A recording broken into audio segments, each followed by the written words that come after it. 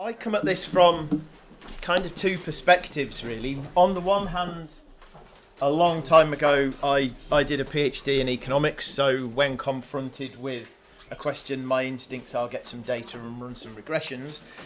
At the same time, I basically earn my money by talking to business. Okay, either in terms of executive education, MBAs, whatever it may be. I spend an awful lot of time talking to business, trying to help them figure this out, and also working with inward investment agencies, LEPs, such bodies, the Combined Authority of the West Midlands as is coming, trying to help them figure out what on earth is going to happen and what on earth we are going to do about this. So I kind of come at this from two perspectives. So I'm kind of going to give you an overview and get to a conclusion that probably we're all not going to like. Oh, my thingy's not working. Oh. Let's try that. Marvellous. Okay, the red line, this is the one that I use when I talk to business people and clients of law firms and stuff, because it gets their attention straight away. The red line, that's our trade deficit. The blue line is inward investment flows into the UK. Okay, so just imagine for a minute that the red line more or less stays where it is and the blue line halves, and then imagine what the pound is worth. Okay, that kind of captures people's attention. Okay, now within that inward investment flows, that includes Russian billionaires buying Mayfair. It includes the £10 that a Chinese firm paid to buy Marconi. It doesn't include Hicks and Gillette buying Liverpool because they just borrowed the money from a UK bank. They just happen to be foreign. But basically, so it's not quite the same as foreign manufacturing, but it's the sort of stuff that offsets our huge trade deficit. Okay, so a little bit of sort of strategy 101. Why firms come here at all? With apologies for stating the obvious. Well, foreign investors come here either because they're looking for new customers, new technology, efficiency savings, or not really in the case of the UK, new resources. Okay, that is basically why, International Business 101, that is why firms do foreign investment, for one of those reasons. Now, the EU has been great for this, because what the EU does, if we take a sort of, I confess now, I don't think in terms of sectors, I don't think in terms of firms, I think in terms of value chains. Okay? At one end, we've got, I'm not going to try, if I try and light it up, it'll probably go wrong.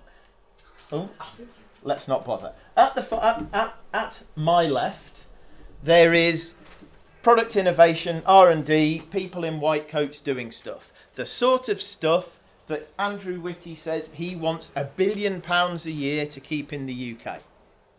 He's the chief exec of Glaxo, if you're wondering who he is. I've worked with him on a few things. When he says £1 billion, he's not kidding. He doesn't mean 15 quid, he means £1 billion. Okay? And then you've got the stuff that kind of comes in and goes out. Some of it goes out to China, some of it goes out to Poland, some of it goes to South Wales. The sort of less value-added stuff in the middle. That doesn't really matter whether you're talking about building the iPhone or providing financial services. There are American law firms that now employ more people in the Philippines than they do in America in many cases, because the middle bit is cheaper to have it somewhere like that. And then you have the connecting to customers. The marketing stuff, the sort of people in, sort of loud shirts and ties, doing the selling, coming up with connecting to customers. Now, the EU has been absolutely brilliant for allowing firms both in Europe and wanting to invest in Europe to coordinate that. Okay? It is almost impossible to understate just how important that has been. The free movement of, to be blunt, bloody everything. And you can look these up for yourself. The FT did a piece a while ago where certain components of a truck went in and out of the UK something like 9 times. There are loads of examples like this. Okay? And it's just been brilliant for allowing that to be organised. Yes, some of it goes to China and some comes back. Some goes to Poland, some, in the middle. But basically, the EU has just been great for business organising that. And we've basically voted to cut ourselves off from it. Okay, just again, another example. This is too small, apologies. But basically what this is this is the proportion of exports that are imported first. Okay, by country. So, fairly obviously, far left, you've got Luxembourg. Small, probably the most open economy in the world. Basically, everything that goes out came in at some point. And then you've got here, not surprisingly, New Zealand. Probably, I would say, I'm not a geographer, but geographically the most isolated developed economy in the world in terms of where it is, I would have thought. So it's not surprising that New Zealand has the lowest. New Zealand is 40.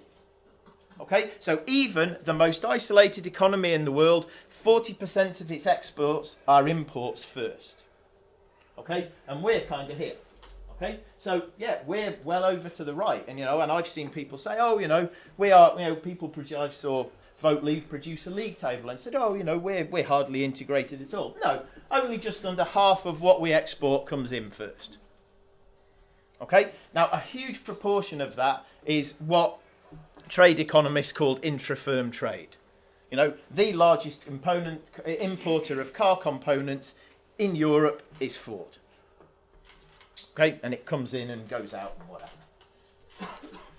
Okay, so why does all of this matter so much? Well, coordination costs, risk, access to finance and currency. They are basically the things that drive firms' investment decisions. How easily can I coordinate stuff? What risks am I bearing? What access to finance restrictions do I face? Can I raise money locally? Do I need to bring it with me? And what's going to happen to currency?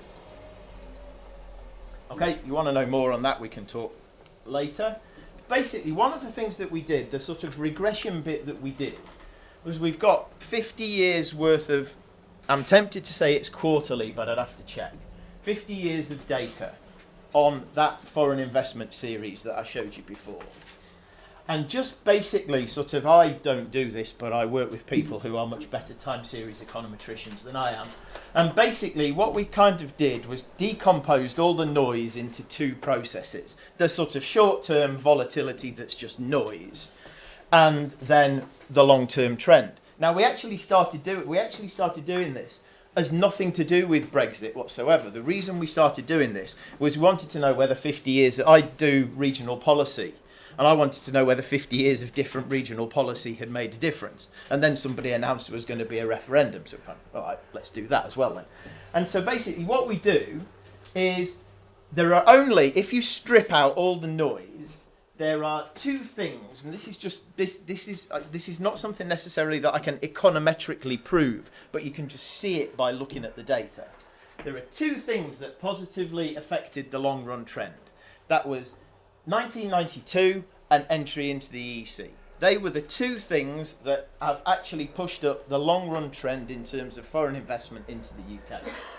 What adversely affected it, you can see we go back a long way. For those of you who weren't around in the UK when Harold Wilson devalued the pound, apologies if you're younger than my dad, really.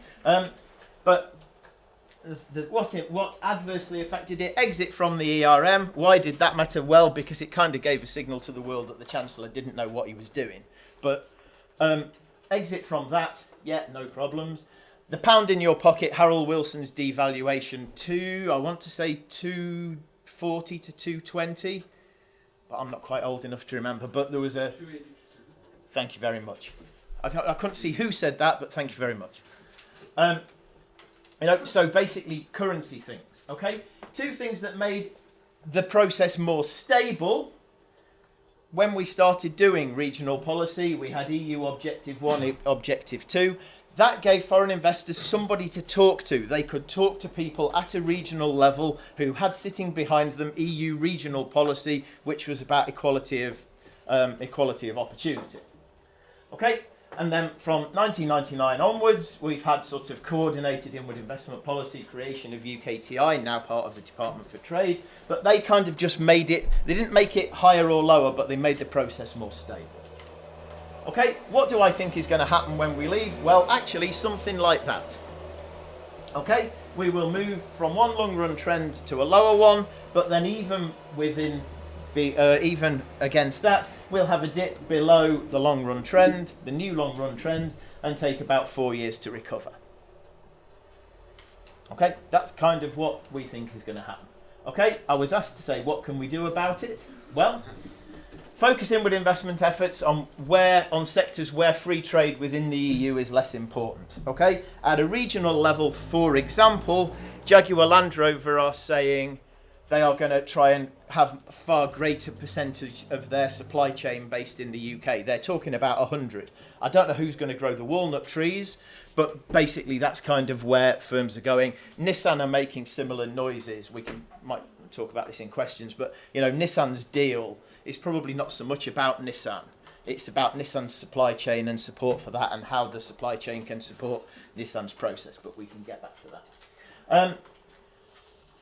Developing an inward investment strategy through greater understanding of why firms want to come here. Okay, we have been a bridge between the EU and the rest of the world for foreign investment. It's why we have so much Japanese, it's why we have so much American investment. We are seen as being a bridge into the EU. If we are going to vote to leave that, we need a plan.